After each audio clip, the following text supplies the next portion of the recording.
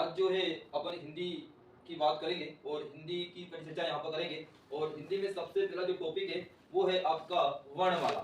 वर्णमाला एक ऐसा टॉपिक है जो हर एग्जाम में आपको देखने को मिलेगा, है ना। इसलिए आज जो है सबसे पहला हम जो टॉपिक उठा रहे हैं हिंदी का, सबसे पहला वर्णमाला। वर्णमाला को अगर आपने समझ लिया तो इससे बहुत से क्वेश्चन आपको एग्जाम में देखने को मिलेंगे। ठीक है, तो आइए देखते हैं कि वर्णमाला की यहाँ पर हम चर्चा करते हैं कि वर्णमाला तो किस प्रकार से होती है। ठीक, तो वर्णमाला वर्णमाला को हम अगर बात करें कि वर्णमाला क्या होती है, तो वर्णमाला का व्यवस्थित समूह क्या कहलाता है?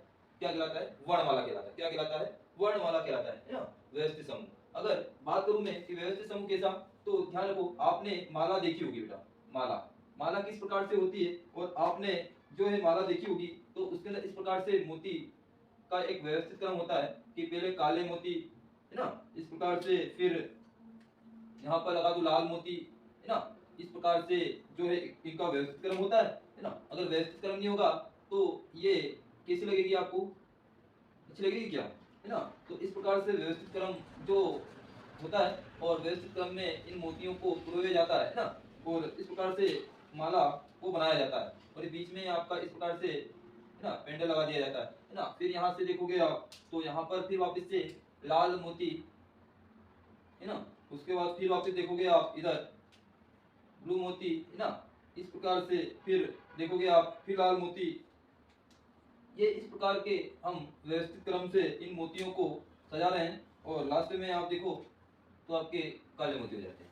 तो ये एक व्यवस्थित क्रम हो गया, जिससे जो माला वो आपको एकदम सुंदर सी दिखाई देगी। अगर इनका व्यवस्थित क्रम ना रखें, भाई काले कभी लाल कर दें, तो व्यवस्थित क्रम से नहीं होगी तो माला भी कैसी होगी? अच्छी नहीं दिखाई देगी, है ना। इसलिए जो है आपने देखा होगा वर्णमाला, तो माला से तो याद रखना ये, और वर्ण क्या हो जाएंगे आपके? ये क है, ख है ना। इस प्रकार के जो वर्ण होते हैं ये एक व्यवस्थित क्रम में लिखे होते हैं, और इनका एक व्यवस्थित क्रम होता है, इसलिए इन्हें बोला जाता है वर्णमाला। ठीक है, आगे बात करें और आगे परिचर्चा करें तो वर्णमाला की अपन ने यहाँ पे बात करी कि वर्णमाला का व्यवस्थित समूह क्या कहलाता है बेटा? वर्णमाला कहलाता है। उसके बाद अपन बात करते हैं ध्वनि। इस ध्वनि की अगर बात करूं मैं, तो ये ध्वनि जो है, सबसे पहला क्वेश्चन है कि ध्वनि कहां से आई, है ना। अब कुछ लोग बोलेंगे कि बर्तन के गिरने से ध्वनि आई, या किसी और से, है ना, या चिल्लाने से ध्वनि आई। तो ध्वनि कहीं से नहीं आई। ध्वनि देखो, ध्वनि क्या है, एक कहानी है कि जो शंकर भगवान है और माता पार्वती के मध्य लड़ाई होती है। आजकल जो लड़ाई होती है तो उसमें चॉकलेट वाकलेट देके मना लेते हैं ना। तो उसी प्रकार से आपने देखा होगा कि शंकर भगवान और पार्वती के मध्य लड़ाई होती है, और उस लड़ाई में पार्वती माता लूट कर चली जाती है। तो पार्वती को मनाने के लिए शंकर भगवान डांस करते हैं, और जब डांस करते हैं तो डांस करते हुए क्या लगा जाते हैं? डमरू। और डमरू में से जो आवाज निकलती है वो क्या होती है बेटा? ध्वनि। तो शंकर भगवान के डमरू में से क्या निकली? आपकी ध्वनि ना। ध्वनि का उत्पन्न, जो ध्वनि का जो हम कह सकते हैं, ध्वनि कहाँ से उत्पन्न हुई? आपके शंकर भगवान के डमरू से। तो मौखिक भाषा की वह सबसे छोटी इकाई जो सुनाई तो दे लेकिन दिखाई ना दे, उसे क्या बोलते हैं? ध्वनि बोलते हैं ना। ये दिखाई नहीं देती है लेकिन केवल सुनाई देती है ना। तो ये क्या हो जाएगी? आपकी मौखिक भाषा की सबसे छोटी इकाई होती है। उसके बाद अपन बात करते हैं वर्ण। वर्ण क्या होते हैं? तो ध्यान रखना, वर्णों की बात अगर करूं तो वर्ण की बात अगर करता हूं मैं, तो लिखित भाषा की सबसे छोटी इकाई जिसके और अधिक टुकड़े नहीं किए जा सकते, मतलब अधिक टुकड़े नहीं किए जाते वर्ण।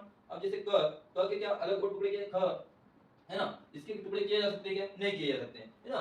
तो जिनके और अधिक टुकड़े नहीं किए जा सकते उन्हें क्या बोलते हैं बेटा? वर्ण बोलते हैं। क्या बोलते हैं? वर्ण, है ना। उसके बाद वर्ण से आगे चलते हैं, और वर्ण के बाद आता है आपका शब्द। क्या आता है? शब्द। अब शब्द क्या होते हैं? तो ध्यान रखना, शब्द क्या होते हैं? वर्णों, क्या लिखा? वर्णों के सार्थक रूप को शब्द कहा जाता है। वर्णों के सार्थक रूप को क्या कहा जाता है? शब्द कहा जाता है। वर्णों के मतलब जैसे देखो, जैसे मैं लिखता हूं अ प्लस, या लिख देता हूं,